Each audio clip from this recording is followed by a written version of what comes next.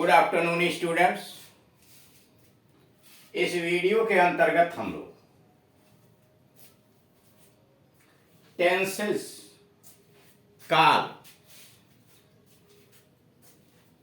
क्या होता है, कितने तरह का होता है, इन चीजों के विषय में जानकारी प्राप्त करेंगे। देखिए, दो शब्द हैं, टेंस और टाइम। टेंस क्रिया के रूप से निर्धारित होता है और टाइम कार्य कब हो रहा है उसके द्वारा निर्धारित होता है। यहां पर बात टेंस की जाती है, यानी क्रिया के रूप के आधार पर कैसे टेंस निर्धारित किया जाता और कितने तरह का होता है।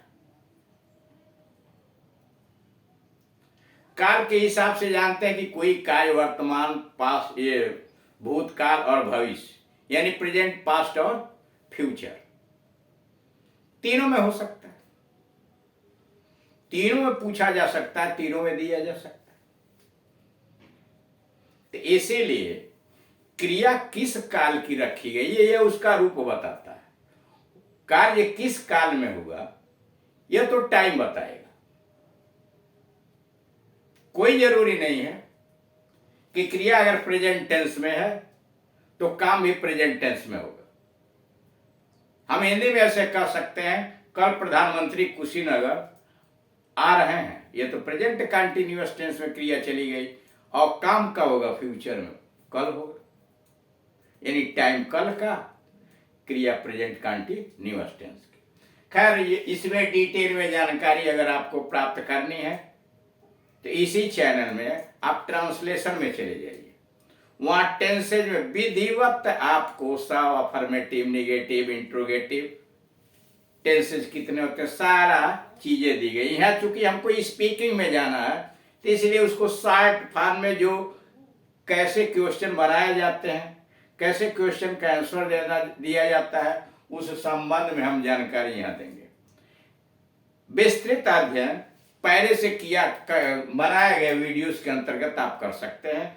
आप वहां डालिए tenses by KD Singh and Gunjan English coaching, सारे वीडियो आ जाएंगे, आप वहां से अध्ययन कर सकते हैं।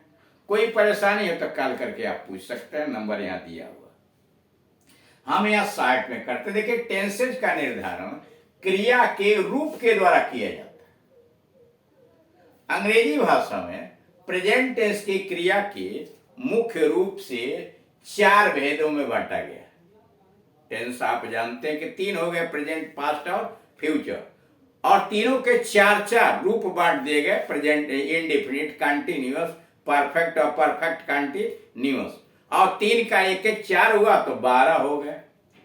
यानी प्रेजेंट टेंस है present indefinite, present continuous, present perfect, present perfect continuous, 4 हुए। पास्ट में past indefinite, past continuous, past perfect continuous, और वैसे ही फ्यूचर में future indefinite, future continuous, future perfect continuous tense. यानी इस तरह से 12 टेंसेज आपके क्रिया के रूप के आधार पर हो गए। यह बात प्रेजेंट टेंस की हो रही है कि अंग्रेजी भाषा के अंतर्गत प्रेजेंट टेंस की क्रिया के मुख्य रूप से 4 भेद होते हैं। नीचे डाला गया पहले, जैसे गुंजन गीत गाती है, गुंजन गीत गाती है, इंग्लिश लिखा Gunjan sings a song, Gunjan sings a song. आप इसमें देख रहे हैं क्रिया प्रेजेंट टेंस में है, लेकिन इसे टाइम का पता नहीं चलता कि कब गीत गाती है। गुंजन गीत गाती, केवल इतना ही पता लग रहा है, लेकिन इसकी टाइमिंग नहीं है यह प्रेजेंट में, लेकिन कब यह कार्य होता है यह पता नहीं है।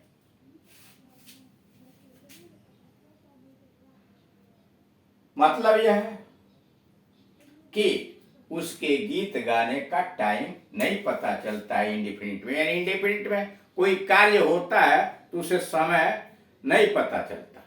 अब दूसरा आइए, गुंजन गीत गा रही है, गुंजन इन सिंगिंग ए सॉन्ग, गीत गा रही है, सिंगिंग ए सॉन्ग, गुंजन गीत गा रही है, सिंगिंग ए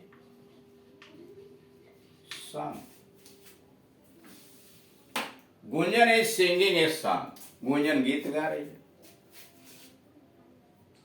गुंजन ने गीत गाया है, गुंजन है संग ए सॉन्ग, सॉरी, गुंजन है संग ए सॉन्ग।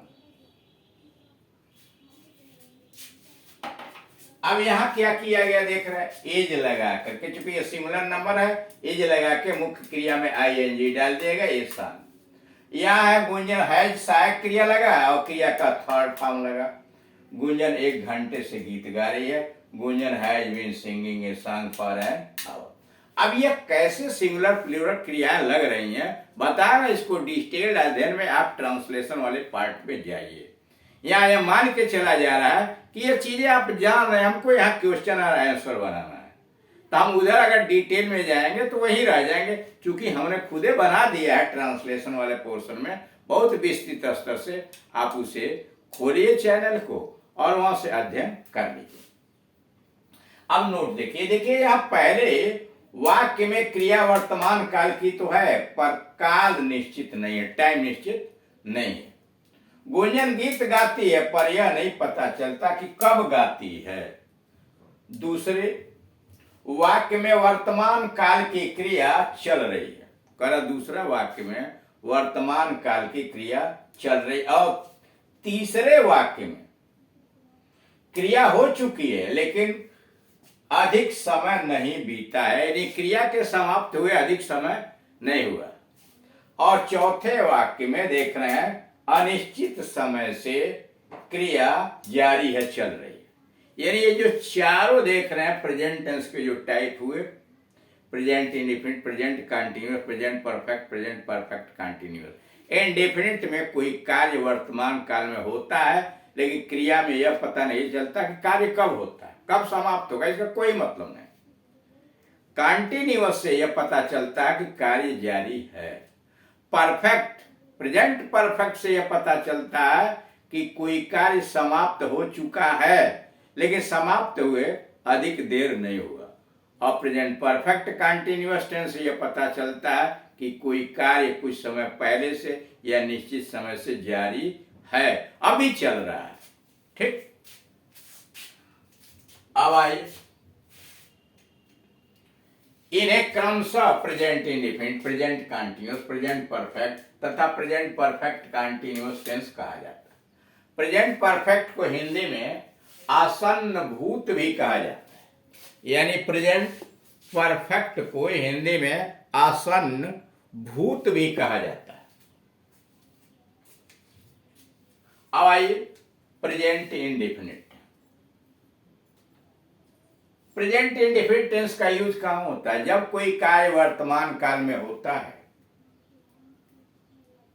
तो वहां प्रेजेंट इंडेफिनिट टेंस लगता है। हिंदी में पहचानने के लिए इसकी क्रिया के अंत में ता है, ते है, ती है इत्यादि लगा रहता है, और उसके भाव से यह पता चलता है कि वर्तमान समय में कोई काम होता है, वो पूरा होगा नहीं होगा, कब होता है यह पता नहीं चलता। यहां क्या है? Question and answer using does and do, यानी सहायक क्रिया एक्सिलरी वर्ब डू और डज लगा करके कैसे क्वेश्चन बनाए जाते हैं और उनका जवाब कैसे दिया जाता है, अफर्मेटिव और नेगेटिव में मुख्य मामला ये है। इसलिए कि स्पीकिंग में आपको क्वेश्चन पूछने की जरूरत पड़ेगी, उसका जवाब देने को पड़ेगी। अब यहां देखिए दो कैरेक्टर्स, दो पात्र डाले गए हैं, सिमरन और मीना। सिमरन और मीना में बातचीत चल रही है। सिमरन, क्या तुम गीत गाती हो? सिमरन ने मीना से पूछा, क्या तुम गीत गाती हो? Do you sing a song? Do you sing a song, question पूछा।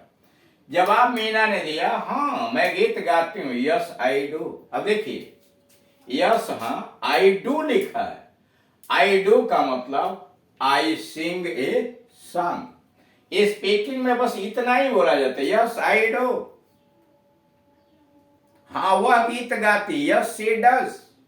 अब वहां सिंग लिखने की कोई जरूरत नहीं है, अब पूरी बात बोलने की भी आवश्यकता नहीं है। रिटन तो है ना, स्पीकिंग में जितना कम से कम बोले सामने वाला समझ जाए। और दूसरा उत्तर नेगेटिव हो जाएगा, नहीं मैं गीत नहीं गाती। नो आई डोंट, आगे लिखने की कोई जरूरत नहीं है। नो आई डोंट, नहीं मैं गीत नहीं गाती हूँ। ठीक। अब फिर सिमरन ने क्या सीमा तुम्हारी सहायता करती है? थर्ड पर्सन में सीमा आ गई। Simran, does Seema help you? Does Seema help you?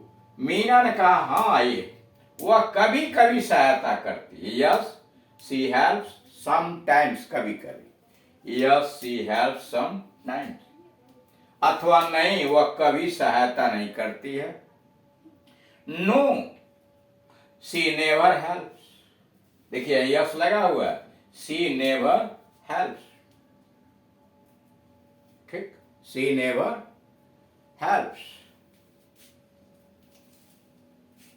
कोई ऐसे भी कर सकता है, no she never does. She never does, help के जब उड़ाया, she never does.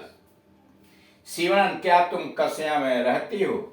Do you stay at कसिया या डू यू लिव एट कसिया? सिमरन ने मीना से पूछा, क्या तुम कसिया में रहती हो? डू यू लिव एट कसिया या डू यू लिव इन कसिया? तो मीना ने जवाब दिया, नहीं, मैं कुशीनगर में रहती हूँ। No I stay in Kushinagar या आई लिव इन कुशीनगर। और नहीं रहना है, मान लीजिए तो आप सीधे कर सकते हैं, no I don't. No I don't का मतलब मैं कसिया में नहीं रहती हूं। लेकिन यहां दोनों जवाब दे दिया गया, निगेटिव भी दे दिया गया और कहाँ रहते हैं उसका भी जवाब दे दिया गया। नो आई डोंट, मैं नहीं रहती हूं, या no I stay in Kushinagar. तो इस तरह से आप यह देख रहे हैं कि इस प्रक्रिया के अंतर्गत टेंसेज में कैसे क्वेश्चंस बनाए जा रहे हैं डू और डज से, और उसी आधार पर आप विभिन्न प्रकार के क्वेश्चंस बना सकते हैं। जैसे आप कह सकते हैं, डू यू ईट मीट? क्या तुम मीट खाते हो? सामने वाला कह देगा कि नो,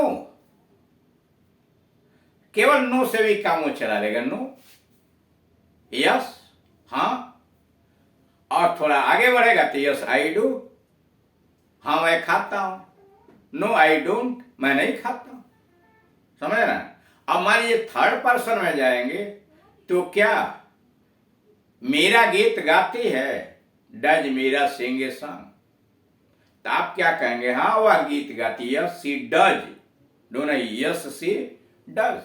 और नहीं गाती है तो no she doesn't. No she doesn't. अब उस स्टाइल के अंतर्गत क्वेश्चन को बनाइए, क्वेश्चन का जवाब दीजिए, ये आपके ऊपर निर्भर करता है। बताया ना कि आप डिटेल्स के रूप में विस्तृत रूप से कैसे आप क्वेश्चन का निर्माण करेंगे, इसका मेथड आपको बता दिया गया। फिर जब हम लोग स्पीकिंग में चलेंगे, बातचीत की शैली में करेंगे, तो ज्यादा से ज्यादा शो करने का प्रयास यहाँ किया जाए। थोड़ा अगले वीडियोस के अंतर्गत कुछ और उदाहरण आपको प्रस्तुत किए जाएंगे, लेकिन अब इसी में बहुत सारा समय तो जाया नहीं किया जा सकता है ना। थोड़े थोड़े सबको बताने के बाद सीधे स्पीकिंग पर आना है, कन्वर्सेशन में आना है। और ज्यादा जानकारी मान लीजिए आपको है, वही ट्रांसलेशन को तो बताया ना कि आप चैनल पर जाइए और ट्रांसलेशन का पार्ट खोलिए, वहां पर आपको मिल जाएंगे। Thank you.